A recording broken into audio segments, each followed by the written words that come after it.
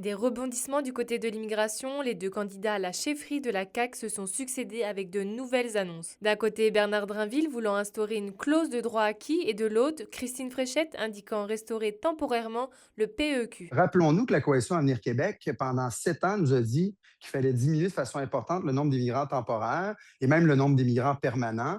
Et là, il y a possiblement un changement à 180 degrés là, de la perspective qu'avait François Legault de l'immigration. Donc là, on nage en pleine confusion dans ce dossier-là. En région, la mobilisation est très forte depuis plusieurs semaines. Les annonces arrivent ainsi comme une bonne nouvelle pour l'attractivité de Rouyn-Noranda. On souhaite qu'il y ait une clause grand-père pour les travailleurs qui ont immigré ici, puis qui ont fait ce choix-là, puis que nous, on a emmené, puis on a promis des choses. Donc, c'est les entreprises qui ont investi pour les emmener, puis pour leur apprendre le français dans certains cas. C'est qu'on a fait ça. Les entreprises de la ville espèrent qu'une clause de droit acquis va être mise en place. Nous, en Abitibi-Témiscamingue, on a un sol migratoire négatif. L'accroissement naturel ne suffit pas. On doit compter sur l'immigration économique pour assurer le maintien des services de proximité et le développement économique de notre territoire. Donc, concrètement, d'avoir cette clause grand-père-là, ça nous donne un horizon de stabilité pour 2 ans.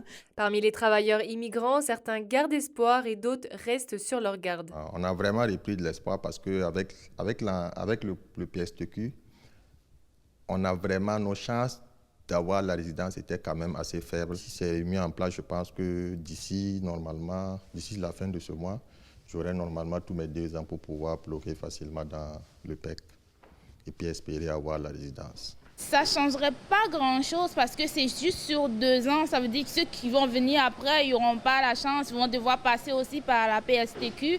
Donc, je ne vois pas l'intérêt. S'ils veulent vraiment les réintégrer, c'est le mettre permanent ou l'enlever automatiquement. C'est comme donner de l'espoir, puis à un moment donné, ils pourront bien le mettre, mais pendant ces 2 ans-là, qu'est-ce qui prouve qu'ils ne vont pas le retirer? Donc, ça crée un peu de confusion.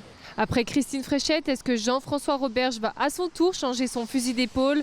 Ce qui est sûr, c'est que les travailleurs immigrants devraient être fixés sur leur sort à compter du 12 avril prochain, date à laquelle le nouveau chef de la CAQ va être élu. Charine Bakowski, RNC Nouvelles, Rouyn-Noranda.